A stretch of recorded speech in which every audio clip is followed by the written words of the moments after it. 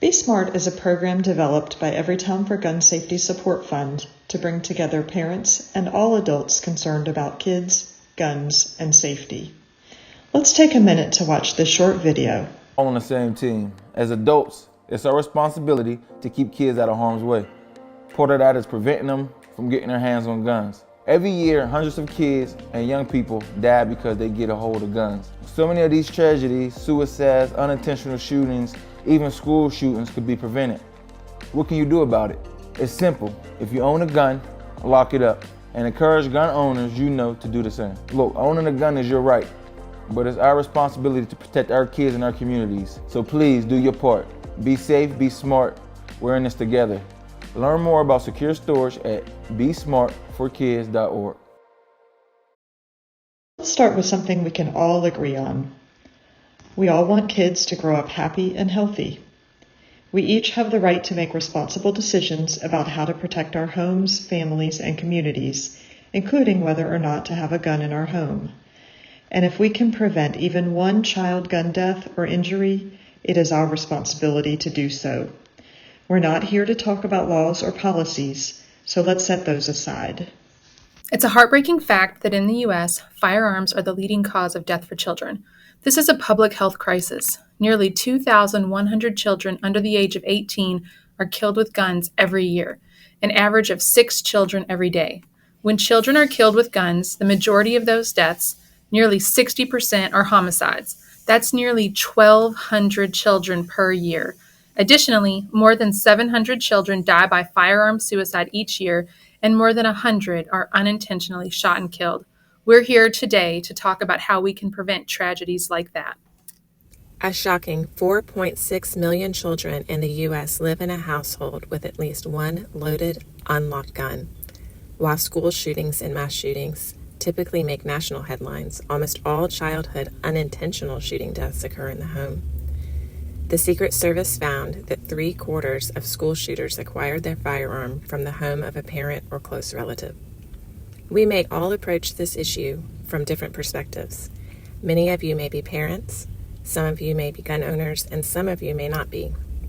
Some of you may have had a personal experience with guns, and some of you may have been impacted by gun violence. We believe that most gun owners want to be responsible gun owners, so we are here today to talk about what all of us, gun owners and non-gun owners alike, can do to make sure children and teens do not have unsupervised access to guns. On this slide, you'll see just a few headlines from across the country, although we know there are many incidents that go unreported. Behind each headline are real lives that have been impacted. The article to the left speaks about a groundbreaking verdict in Michigan finding James Crumbley, whose son killed 4 students at his high school in 2021, guilty of 4 counts of involuntary manslaughter. A result experts say could set an important precedent for the extent to which parents of school shooters can be held responsible. The mother also found guilty in a separate trial of the same charges. They each were sentenced to 10 to 15 years in prison. Their son, now 17, is serving a life sentence. It is important to note such cases remain uncommon. The article on your right is about a shooting in Sacramento, California in January of this year. A 10-year-old child gained access to an unsecured gun from his father's vehicle and shot and killed another 10-year-old boy. The father is a felon and should not have had a firearm. The 10-year-old suspected shooter was charged with murder. The father was booked on several felony gun-related charges, as well as child endangerment and accessory after the fact. Both of these stories shows the consequences of when young people get their hands on guns that are not properly secured. No story is quite the same, but all are tragic and preventable. Here are some stories in South Carolina that show the fallout of when young people get their hands on unsecured guns. At the end of September 2023, 2-year-old girl shot and killed herself when she found a gun apparently on a dresser in her home in Kershaw County. Another example was from May of 2021 at Ware Shoals High School. When school staff was attempting to confiscate a jewel device, they noticed that the student also had a handgun. It was during this time that the student shot and killed himself. He made an impulsive decision that tragically became a fatal one. What can we do to make this right? Gun owners and non gun owners can all take action in their homes and their communities to keep our kids safe. Together, we can learn to be smart. Let's start with S. Secure your guns in homes and vehicles. 13 million households with children contain at least one gun, and the majority of children in gun-owning households actually know where the gun is stored. So what do I mean by securing guns? Everytown research suggests that gun owners store their firearms in 3 steps. 1. Unload the gun, removing all ammunition, including any chambered rounds. 2. Lock the unloaded firearm with a locking device or in a locked location such as a gun safe. 3. Store the ammunition in a separate, secure location. Remember, hiding a gun is not securing a gun. We know that you may have specific questions about what secure storage looks like in practice, so here are some examples. We also have a handout that you can download on our website, besmartforkids.org. Contrary to popular belief, locking up guns does not prevent owners from readily accessing their guns. There is a common myth that storage devices negate the self-defense purpose of owning a gun by putting time-consuming barriers between the gun owner and their means of defense. The reality is that there are many affordable options for secure gun storage that provide owners with access to guns in a matter of seconds, while still preventing access by children and people at increased risk of harming themselves or others. Further, it is possible that unsecured guns may actually increase the likelihood of crime and violence through an increased risk of gun theft. In addition to reducing the risk of firearm suicide and unintentional firearm injury, secure storage also helps to prevent firearm theft.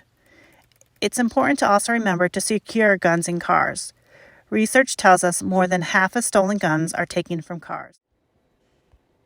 Columbia and North Charleston ranked within the top 5 in the nation for stolen guns from vehicles, according to a study. Putting a gun under a seat or in a glove compartment is not secure storage.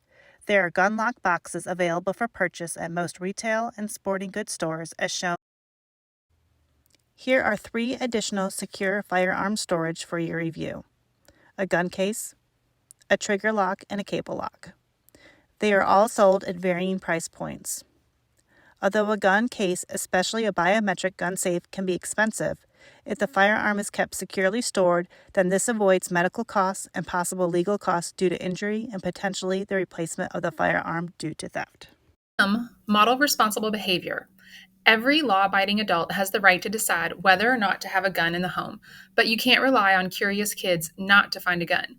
Throughout various independent studies on gun ownership in America, researchers discovered kids know where their parents store their guns, and more than 1/3 reported handling their parents' guns, many doing so without the knowledge of their parents. Nearly a quarter of parents did not know that their children had handled the gun in their house. It is always an adult's responsibility to prevent unauthorized access to guns, not a curious child's responsibility to avoid guns. Talk to your kids about gun safety, but remember, that's a precaution, not a guarantee.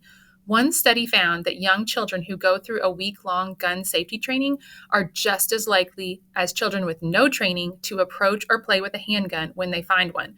Parents and caregivers should teach children not to touch a gun if they come across one, real or pretend, and to alert an adult. Modeling responsible behavior means that smart adults make sure that kids don't have the opportunity to access guns. We have a handout detailing best practices for talking to children and teens about guns on our website. That's https://besmartforkids.org. As we have mentioned, there are approximately 4.6 million U.S. children living in a household with at least one loaded, unlocked gun.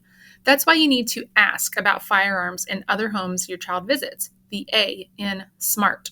For the parents and caretakers on this training, think of some safety questions you ask about before allowing your child to go to someone else's home.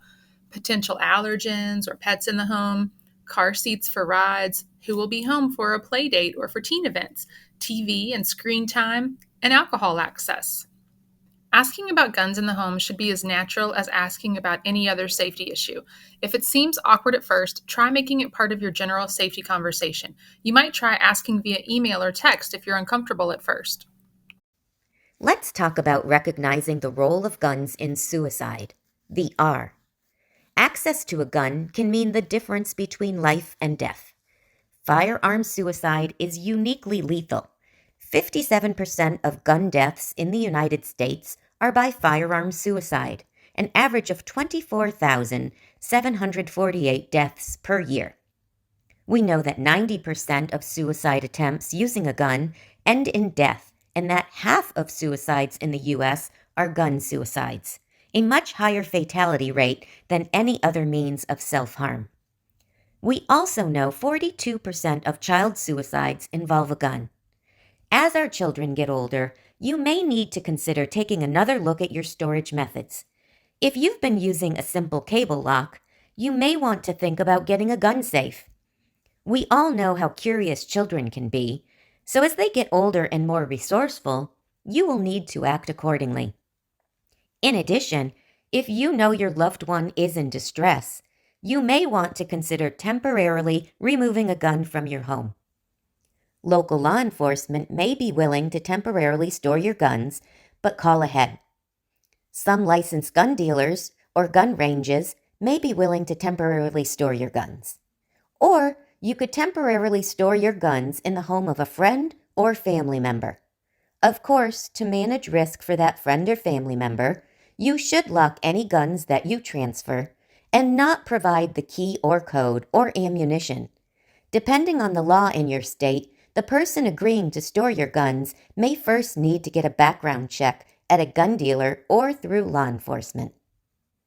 The National Youth Survey conducted by CDC showed that 20% of high school students had seriously considered attempting suicide within the last year. One study showed that 41% of adolescents in gun-owning households report having easy access to the guns in their home. Research shows that secure firearm storage is associated with a decreased risk of child firearm suicide. An overwhelming body of research shows suicide is often preventable. One evidence-based strategy for suicide prevention is called lethal means safety, which is a strategy for placing time and distance between an individual contemplating suicide and a potential method of suicide. The secure storage of guns among gun owners dramatically reduces the risk of suicide for those with suicidal ideation. There are many tools that may be used to slow down the process and facilitate distance. Cable locks, trigger locks, and gun safes, just to name a few, are all tools that may interrupt the fast progression of thought to regrettable action. Some signs to look out for when concerned that a loved one may be suicidal are prolonged sadness and depression, changes in mood or behavior, hopelessness, sleeping too much or too little, withdrawing, isolation, aggression or agitation, increased alcohol or drug use, talking about killing themselves, or giving away their belongings. We have handout materials on our website with more information about how to get help if you do recognize warning signs, and it includes the suicide prevention hotline. Here are some important resources to write down or take a picture of in case you or someone you care about needs help. Take note of the new 988 Suicide and Crisis Lifeline, a service for anyone who is suicidal or experiencing a mental health and/or substance use related crisis. If you are a survivor of gun violence, we can connect you to the Everytown Survivor Network. It's a nationwide community of survivors working together to end gun violence. The Survivor Network connects survivors to each other, amplifies the power of survivor voices, offers trauma-informed programs, provides information on direct services, and also supports survivors who choose to become advocates. All of these services are free. The T is for tell. That's the power of being smart. So how will you commit to be smart today? Sharing the Be Smart message. The way we will save lives is by spreading awareness. So take just a few moments and ask yourself this question. Who are you going to tell to be smart? Maybe text a friend or a family member, or think of 3 organizations that you think should hear this message. And remember to text SMART to 64433 to learn more. To connect with a volunteer, please email besmartsc@gmail.com, and also please visit besmartforkids.org for more resources. Thanks for watching. And remember to be smart.